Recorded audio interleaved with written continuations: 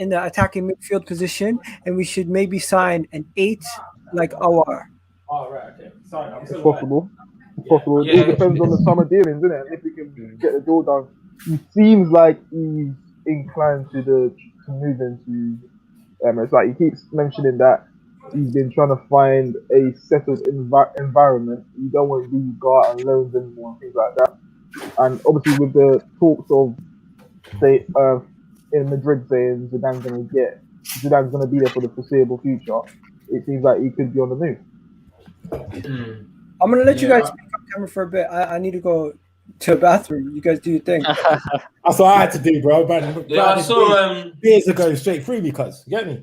on the pre-match show, Freddie Ljungberg was. They asked him about, like, do you think Ødegaard hampers the development of Emil Smith Rowe? And Ljungberg, like, kind of agreed with that. But I was like, well, listen, we went from having no number 10s. I know we had Mesut Ozil, to having Emil Smith Rowe, and now to having Ødegaard. So I'm thinking, well, you need at least two. You can't have just one. Exactly, and I do think long term, one as well. Like, come on, Gal. Yeah, I do think long term, Arteta probably wants what City have, which is like one holding midfielder in Rodri, and then two either side in Gundogan and Kevin De Bruyne, and none of them you'd strike as a number 10. They're all like hybrids of that sort of role. Whereas Ødegaard seems a bit more towards the number 10, but Ødegaard can still play deep. He can play the 8. Yeah, and he could play like a David Silva role where he doesn't mind getting stuck in a little bit, and he's not like a luxury player. He made a lot. He made a lot of tackles today, and that's the difference, isn't it? Like Mesut Ozil was class, but whichever way you look at it, he was still a luxury. Yeah, he was still a luxury player in terms of when it comes to making a tackle or jumping up for a header. He didn't want to do it, and those sorts of players, unless you're a second striker, number 10, and prolific, i.e., well, it's not one. Ramsey's not prolific enough. Dele Alli isn't prolific enough. Lucas Moura today showed that you can't do it all the time in that position. So I think long term we might look to get an Uar, but I don't know. I mean, I like Ødegaard, and I'm always about stability, but it's all about money, isn't it? You made just such a good point just there, innit? Back in the day when we had Ozil, and this is something that I never really clocked onto. I knew De Bruyne never tracked back. I knew he never stuck his leg out for a tackle. Ozil, right? It's true, but if we ever went long from the goalie, right? So Leno will kick it up to about center of the mid, right? Yeah. Midfield. It's Ozil that gets that chance. Now he does it, and that's the thing. He's not jumping. The amount of times I saw Ødegaard jump today and actually won a header. Even it makes sense because if, say for instance, cool, Lacazette's up there as the point. Ødegaard's just behind him. If the kick is short and it's not going to Lacazette, you need someone challenging from there because all it's going to do is going to come straight back at you. Exactly, bro. Exactly. And then that's what makes me kind of think to myself, is that why Mikel Arteta always just says, you know what, we always play out the back? Because there's nobody in the centre of that field that's going to win any header. Yeah. Yeah, maybe. We're not that sick to break the lines on every single pass. Yeah, look, Ozil was class. There's no doubt Ozil was class, but you needed a certain profile of player around him, i.e. Giroud, to make sure he won the header, or central midfielders.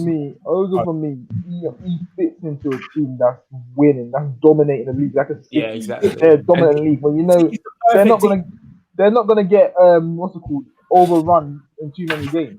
At Arsenal, you can't have Ozil in your team not working. Like, we're not that good. We're not that sick, bro. At all. We got so much grinding to do, man. But also, Kesh, no one has a luxury number 10 anymore. No one has. It's gone. It's dying. It's a dying breed. Yeah, 100%. Everton. Yeah, but even James Rodriguez. Can you hear me now? Yeah. I want to bring something to your attention, boys. I'm gonna get it up.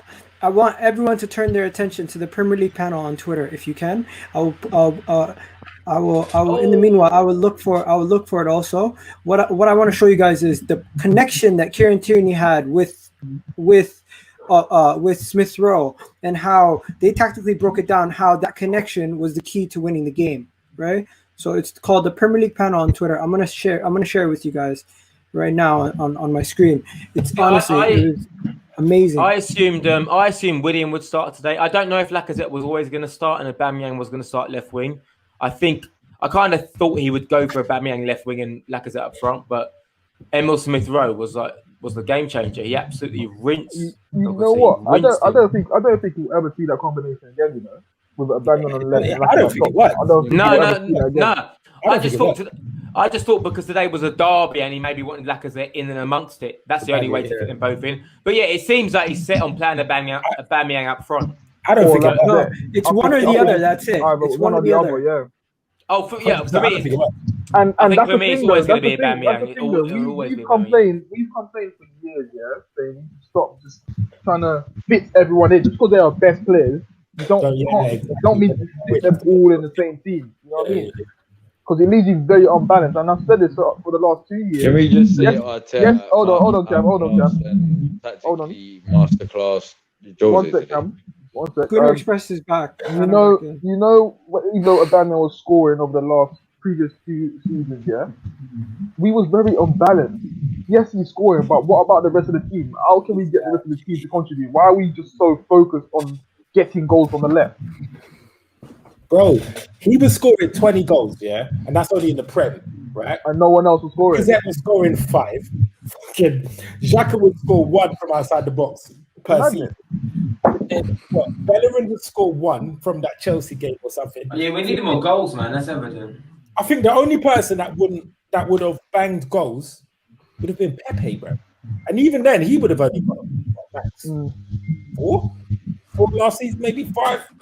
I don't know, maybe 8. I don't know. Maybe a couple assists. You might mention the Kane thing on Gabriel, yeah, when now impossible when he came with that late challenge.